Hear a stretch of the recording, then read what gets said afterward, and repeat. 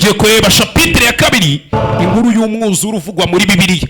Iyo nkuru yo yagenze gute? Ese byahereye hehe? Mwumve, nyuma y'uko Imana yirukanye abantu muri Edeni byaje kugenda bite? After being driven out of the Garden of Eden, nyuma y'uko birukanywe mu busitani bwa Edeni, Adamu na Eva bari bafite abana babiri b'abahungu. The older umukuru was named Cain, bamwitaga Gayini, and the younger umutoya Abel. yitwaga Abeli. As they grew to manhood, ubwo bakuze bagiye kuba abagabo, Cain worked with the ground, we yarahingaga, yari umuhinzi, planting gardens and growing food. yahingaga hirya no hino ahingamo ibyo kurya biribwa. Abel mu gihe umuvandimwe Abeli cared for a herd of sheep. yitaga ku mukumbi w'intama, we yitaga ku ntama. Gahini na Abeli, umwe yari umuhinzi, undi ari umworozi. Cain brought an offering to the Lord umunsi umwe Gahini yazaniye ituro Imana that he had grown, w'imbuto yari yejeje. byagenze, Abel did the same, Abeli nawe yakoze nk'ibyo, but of the firstborn of his flock, ariko yari yazanye intama yari ikivuka ya mbere, yari ivutse mu mukumbi we. of all his herd. nta kindi cyabaye, baje gutamba. urwango rwavutse hagati ya Abeli na Adamu na Kayini, ntabwo tugiye kureba ibyayo. Imana nta kindi cyabaye, yaje kugira ngo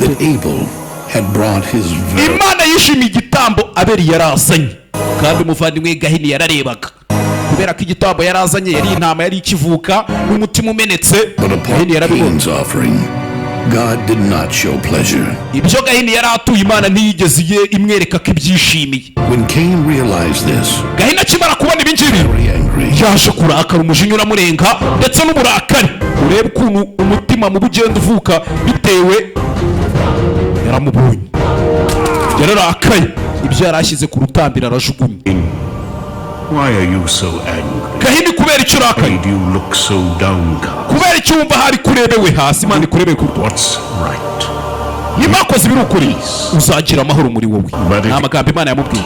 ariko nudakora ibiri ukuri, icyaha kizakwigarurira. Gahini, kizakwebora.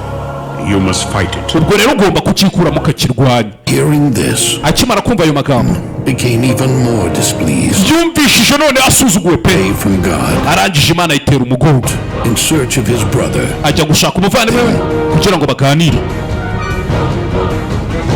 ajya gushaka umuvandimwe ngo baganire. and when they were together in the field, ubwo bari bari kumwe bari mu kisambu baragiye, Cain came enraged umujinya waramurenze with jealousy, ndetse no gufuha n'ishyari, God had shown his younger brother. kubera impuhwe Imana yari yeretse murumuna we. In fury, aramwegera n'uburakari bwinshi.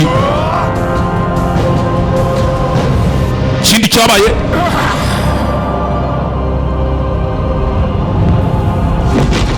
yivuganye murumuna we. nuko byagenze, Gahini yivuganye murumuna we, akaraba amaraso, yakarabye amaraso. aya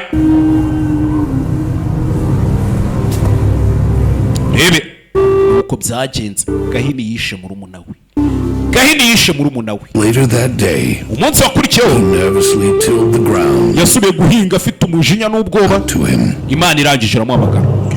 Gahini, Gahini we, where is your brother? umuvandimwe wawe ari hehe? My brother? umuvandimwe wanjye? I do not know. ntabwo mbizi. What am I? My brother's keeper. ndi umurinzi we. nuko yasubije Imana. Have you done? wakoze ibiki Gahini? Imana yaramurakariye. The voice of your brother's blood. ndikumva ijwi ry'amaraso ya murumuna wawe. To me from the ground. arimo amamagarira mu butaka ayo maraso.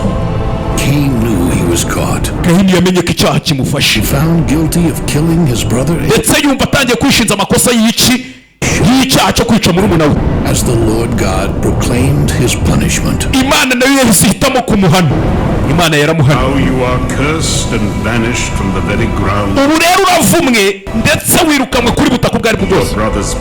ubutaka bwakiriye amaraso y'umuvandimwe wawe aturutse mu biganza byawe. uhereye uyu munsi kugeza n'iteka ryose, ubwo butaka uzabuhinga ariko ntibuzere icyo kurya. uzazenguruka isi yose wirukanka nk'inzererezi ndetse nk'utagira iyaba. nuko byagenze, ni amagambo Imana yamubwiye. umva amagambo.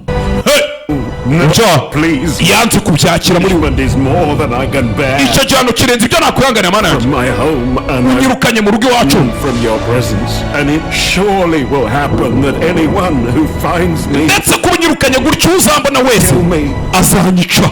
nyagasani mana oya ntawe uzakubabaza. I will set my mark upon you that nzagushyiraho ikimenyetso no one take your life. kugira ngo hatazagira umuntu kwambura ubuzima bwawe. Whoever would slay you uzabasha kukwica punished 7 times greater.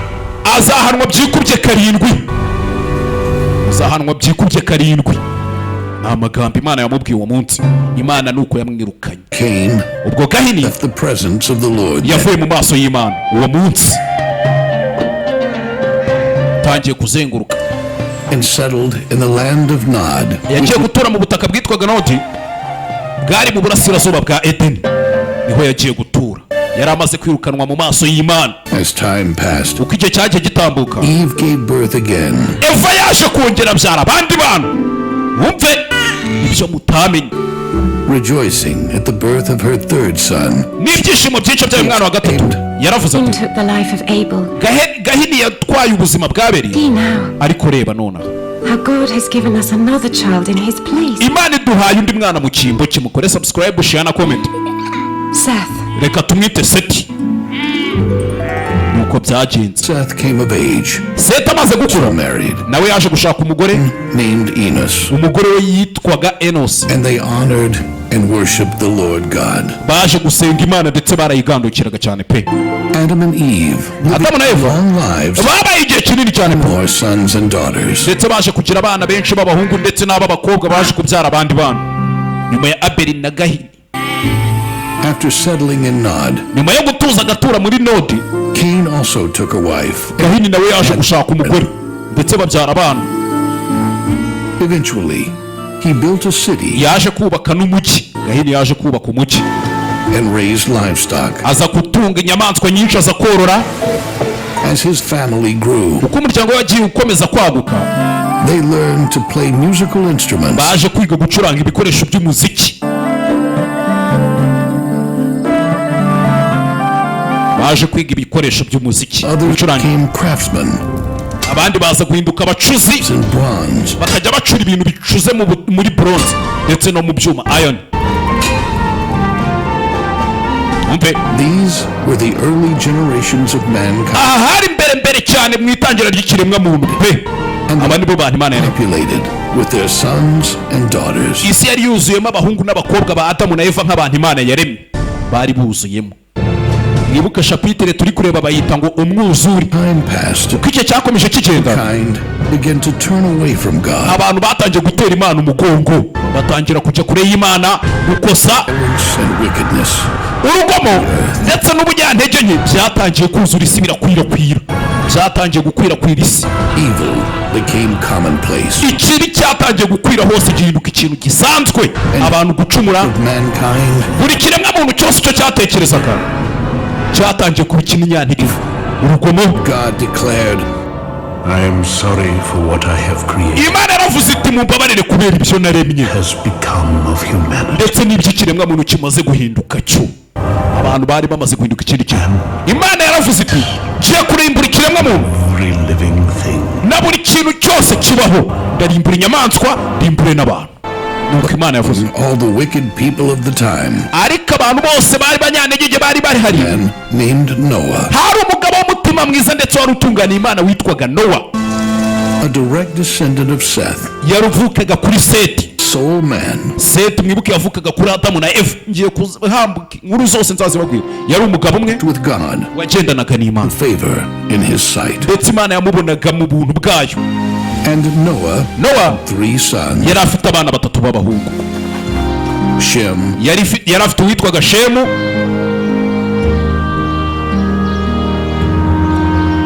Ham, akagira uwitwaga Hamu, and Japheth. akagira n'uwitwaga Jafeti cyangwa se Yehoshafati mu Spoke kinyarwanda. Noah and said, imana yavuganye na Nowa iramubwira iti filled with violence. iyi si yuzuyemo urugomo Nowa. Because of this I will destroy that which I have created. kubera urwo rugomo kandi igiye kurimbura ibyo naremye byose. Nowa yarumvaga niko Imana yamubwiye. Ibuke Nowa yari afite abana batatu, Shemu, Hamu na Yehoshafati. And your family an ark of gopher wood. Genda wubakire umuryango wawe inkuge y'imbaho y'ibiti. Ikindi cyabaye, The length of the ark shall be 300 cubits, 50 iyo nkuge igomba kugira cubit 300 cubits wide and 30 cubits high. ndetse cubit 50 z'ubutumburuke z'umubyimba na 30 z'uburebure. Numve yagiye arubaka. Imana niko yari imubwita, igenda wubaka inkuge. 3 levels, and within each level you Iyo nkuge igomba kugira ibyiciro bitatu, make rooms. ndetse buri cyiciro gitatu kigomba kuba kirimo ibyumba byinshi cyane. At the top of the ark, Hejuru y'iyo you nkuge make a window uzahashyira idirishya, and amagambo Imana hide yamubwiye. a door. Hanyuma ku ruhande uzahashyira umuryango, ubwinjiriro. Cover the ark with pitch. Ndetse ubwinjiriro ndetse ubwo aho imbaho zihuriye Side and imbere ndetse n'inyuma uzahasiga ubujeni, icyo bita ubujeni. I myself will cause the waters to flood the earth and Nzahamagara amazi aturumbuke mu nda y'isi, destroy every man and beast under heaven. ndetse azarimbura buri kintu cyose kiri munsi y'ijuru. I will establish my promise with you. Isezerano nagwaye nzaririnda. But I have seen that you are not given to wickedness like other men, Nabonye ko utameze nk'abandi bantu, are righteous before me and those around. uri imbere yanjye, uri intungane ndetse n'imbere y'abantu. Enter the ark along with your wife, Uzinjire mu nkuge ujyanyemo n'umugore wawe, sons, abahungu bawe your sons' wives, ndetse n'abagore b'abahungu bawe. and only you shall be saved. Nimwe mwenyine muzabasha Every kurokoka. living creature you shall gather, Buri kiremwa cyose kiri kuri iyi si, every kind of livestock, buri nyamaswa zose zirisha, beast and creatures that crawl, buri nyamaswa zose zikururuka, you shall bring them into the ark. zose uzazizane muri iyo nkuge. Take 7 of each clean animal, a male Uzajyane 7 muri buri nyamaswa, and his mate, ikigore n'ikigabo, and 2 of each of the unclean animal, ndetse n'inyamaswa 2 zonyine, ikigore n'ikigabo muri za nyamaswa zitejejwe, and its mate, ikigabo ndetse n'ikigore cyacu. 7 of each kind of bird, Muri nyoni zose bizabe nk'uko, male, ikigore its mate. ndetse n'ikigabo cyacu. Keep them all alive with you and your family, Ndetse zose uzakomeza uzirinde, utuma ari nzima wowe n'umuryango wawe, the earth. kugira ngo zizabashe kororoka zongere zikwirize. Food for your family, Uzakusanya ibiryo kurya bihagije all the animals, ubwawe n'umuryango wawe ndetse n'inyamaswa zose. Imana yateje inyamaswa zose kuza muri ya nkuge. just as God asked of him. Nowa yakoze nk'ibyo Imana yari imubwiye icyo gihe. Hanyuma Noah was 600 years old, Nowa amaze kugira imyaka isaga 600 was finally complete. nibwo ya nkuge yari yuzuye kandi yayitangiye akiri umusore. Nibwo byabaye. God told him to enter it Imana yaramubwiye iti injira muri ya nkuge, along with his family. winjiranemo n'umuryango wawe.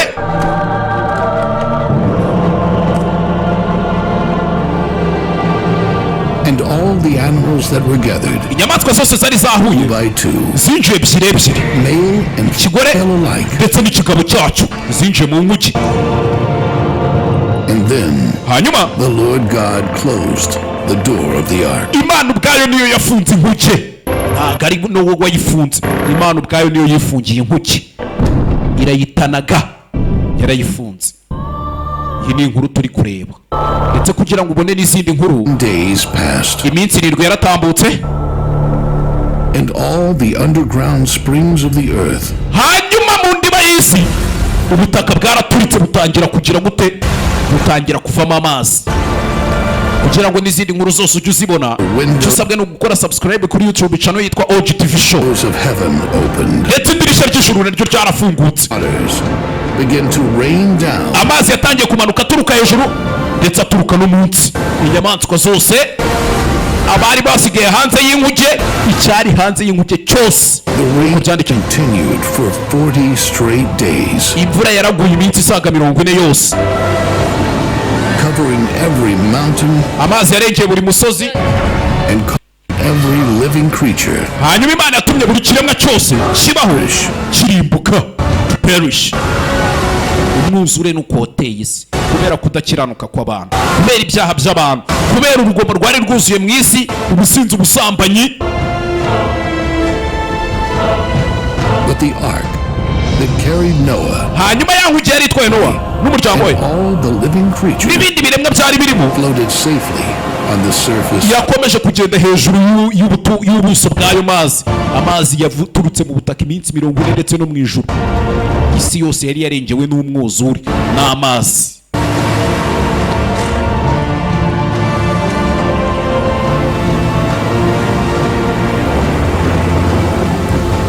Eventually, rain stopped. Imvura yaje guhagarika. God caused a wind to blow across the earth. Hanyuma Imana yatuhishije umuyaga mw'isi yose. Began to recede. Amazi atangira kongera kurigita. Amazi atangira gushira, watangira gukama no gukamuka. Isi yose yari itangiye gukamuka. Nuko imvura yaguye iminsi 50 days. Haciye iminsi 150. The flood began. Duhereye ku munsi umwuzure watangiriye. To rest upon the mountains of Ararat. Hanyuma yankuge yaragigoga umusozi wa Ararati. Nibwo iyo nkuge yagonze. Bivuze ngo isi yari itangiye kongera gukamuka. Continued to subside. Amazi yakomeje kugenda amanuka.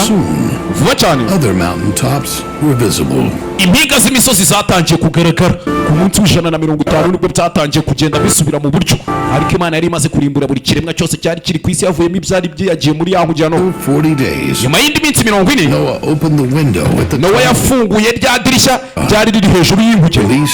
A raven arekura igikona would bring back signs of life. Yiteguye kwenda gishobora kugenda kikagarura ikimenyetso cy'uko hanze ku isi yo hanze hari ubuzima.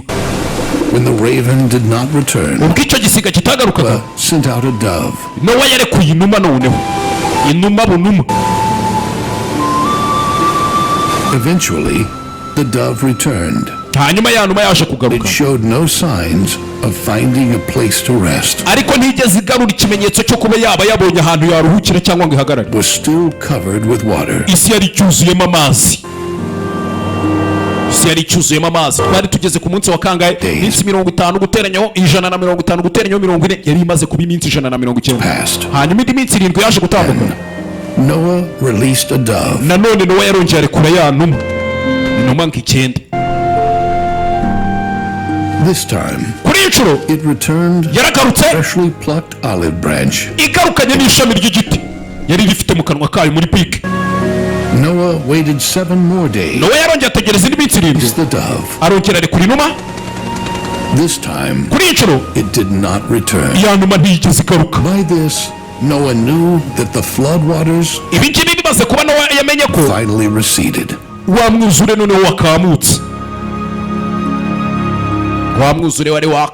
A year after Noah and his family,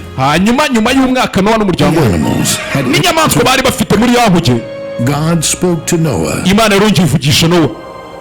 Come out from the ark.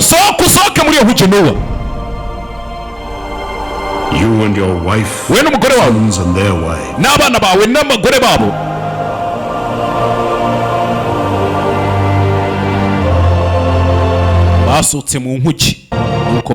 Every beast, all the cattle, every bird, everything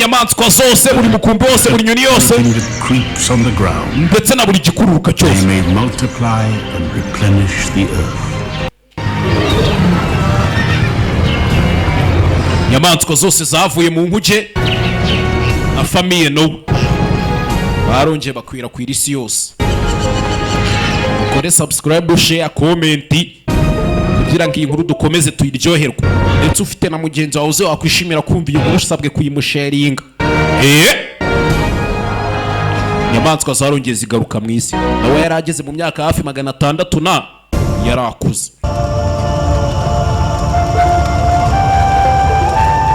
Gusa yanyuzagamo akanasenga. Then God blessed Noah and his sons. Hanyuma Imana yahaye Nowa umugisha n'abahungu be to be fruitful. Irangije irababwira muzororoke kandi mubyare mukwirize mugenda mukwira isi yose n'amatungo yabo.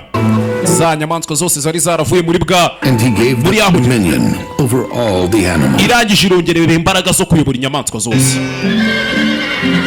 And made it so every beast of the earth, yafashe buri nyamaswa yose yo mu isi, buri nyoni yose yo mu kirere, would now be afraid of mankind. Izo nyamaswa tumba zitinya umuntu, ziramutinya. Imana zishyize mu bwabo bwo gutinya. Imana izihereza itegeko rimwe. Imana yaravuze iti uzamena amaraso y'umuntu n'amaraso yazameneke. For you were made in the image of God. I will never again curse the earth because of mankind. ntabwo nzigera nongera kuvuma isi kubera umuntu uyituyeho. Their heart even from their youth is evil. ndetse nabo bazajya baba bakoze ikibi. Never again destroy every living thing. nta nubwo nzigera nongera kurimbura buri kiremwa cyose kiriho. oya, Imana niko yavuze, yaravuze iti sinzigera nongera kurimbura umuntu. His promise. nk'ikimenyetso cy'isezerano Imana yari itanze. In the sky. Imana yashyize umukororombya mu kirere. My covenant I am making between me and you. iri ni isezerano riri hagati yanjye namwe ndetse na buri kiremwa cyose gihumeka. Destroy the earth with water. sinzigera nongera kurimbura isi nkoresheje amazi. See the bow in the clouds. uko muzajya mubona uriya mukororombya uri mu kirere. My promise made with you. mujye mwibuka isezerano nabahaye. Generations. iryo sezerano nzaryuzuza. To never again flood the earth. ko ntazigera ndimbuza isi umwuzure. uko byagenze uriya mukororombya uko uzajya ubona ujye wibuka ko ari ikimenyetso Imana yatanze ko itazigera yongera kurimbuza isi amazi cyangwa umwuzure. hanyuma abana ba Nowa, Shemu, Hamu na Yehoshafati cyangwa Jafeti n'abagore babo batangiye kongera kubyara barororoka bakwira isi. umve, iyi ni shapitire ya kabiri. Nowa yatangiye kongera guhinga ubutaka, atangira guhingamo imizabibu.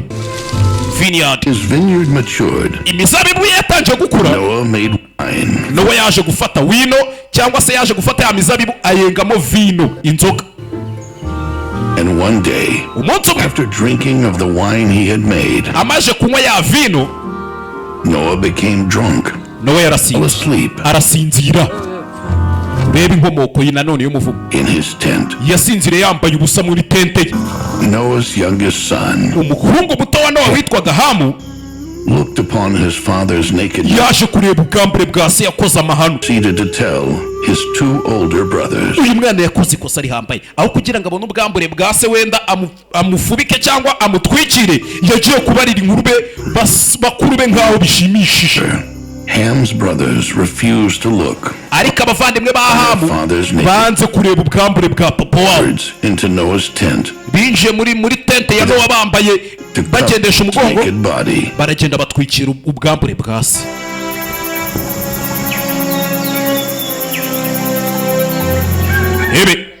baragiye batwikira ubwambure bwa se. ubwo Nowa yakangukaga yasinze, amaze kumenya ibyo Hamu yari yamukoreye, yamurungurutse agahuruza n'abandi. yavumye umwana we muto bitaga Hana, mwita Kanani. ndakuvumye, genda uhinduke Kanani. uzahinduka umukozi wa bakuru bawe. mbese uzahinduka umucakara wa bakuru bawe Shemu na Hani na Yehoshafati. nuko yamuvumye kubera kumurunga.